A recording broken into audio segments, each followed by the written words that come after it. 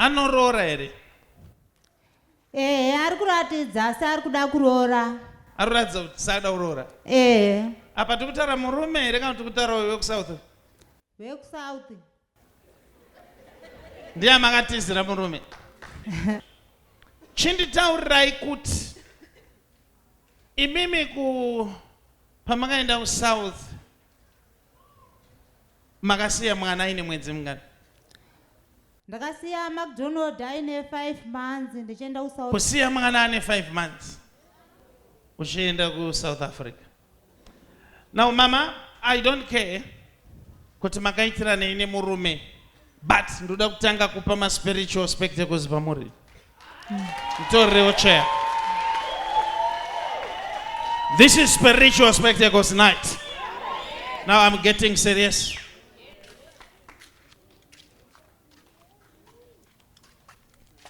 Say chair.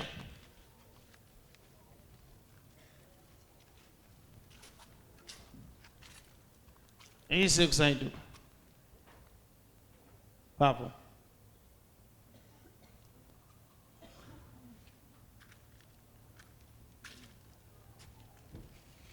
Uyamugara.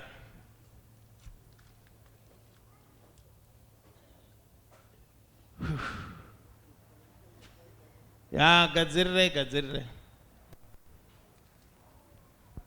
Ndoda kuti mungotarisa kumberi uko mama rakaitanga ndanamata. Mwari wangu na baba wangu ndinonamata.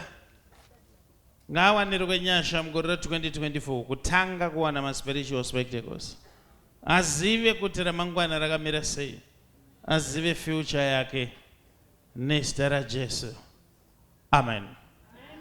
Ndinosha miswa kwazvo namaba samakuru aga ose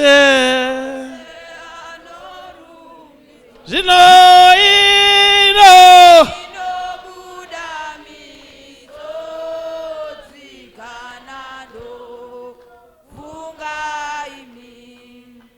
ndukunzwa kuda kudhomoka boys ra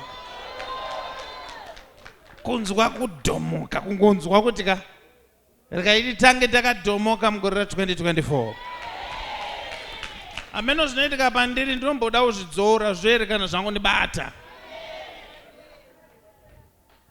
kana paina akatora murume wemunhu ngaangosimuka iganza ndauya ipapo kana paine muroyi ngawe iwe muroyi chenjera iwe muroyi chenjera kubata kondwa chenjera ubata mushonga chenjera yeah, chenjera. Uri muroyi ere kana kuti wakatora munhu? Ndakatora murume munhu. Wakatora murume munhu enda kumberi. Iwe muroyi chenjera. Ah, chenjera. Ah, chenjera. Iwe chenjera, chenjera. Iwe chenjera, chenjera. Alright, ndakaiti zoita zvavaroi time. Mama uyai patenzo. Imi uyai. Mira ipapo tu. Mira ipapo. Pamama akatarisa uko chicha maona. Ndaona murume wangu wekusouth ari pachirongwa asini nahana kundudza. Atova murume kudhara. Kutiza mwana ane 5 months. Uchimhanyira zvirongwa.